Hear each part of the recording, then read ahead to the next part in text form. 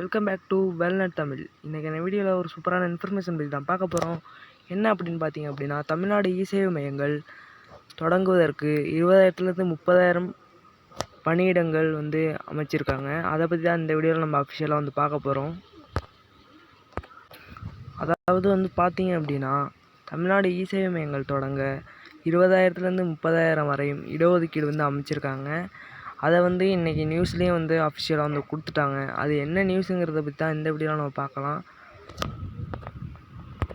அதாவது என்ன சொல்லியிருக்காங்க அப்படின்னா, தமிழ்நாட்டில் இ-சேவை மையங்கள் ஆரம்பிக்க அருமையான வாய்ப்பு, பிஆர் வெளியிட்ட சூப்பர் அறிவிப்பு.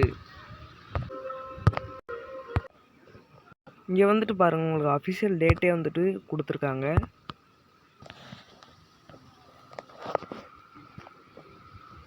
இதில் என்ன சொல்லியிருக்காங்க அப்படின்னா, சென்னை இ-சேவை மையங்களை 20,000 35,000 உயர்த்த தமிழக அரசு திட்டமிட்டுள்ளதாகவும், விண்ணப்பதாரர்களுக்கு தகுதி அறிந்து இ-சேவை மையத்தை துவங்க ஏற்பாடு செய்யப்படும் என்றும் அமைச்சர் பிடிஆர் பழனிவேல் தியாகராஜன் கூறினார்.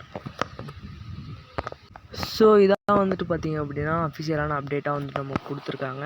ஸோ இது சம்மந்தமான அப்டேட்ஸ் நம்ம சேனல் அப்டேட் ஆகும். எப்படி இ-சேவை ஐடிக்கு அப்ளை பண்ணுறது அப்படிங்கிறத பற்றி டிட்டோவாக எல்லாமே சைட் பை சைடாக எல்லாமே நம்ம சேனலில் அப்டேட் வரும்.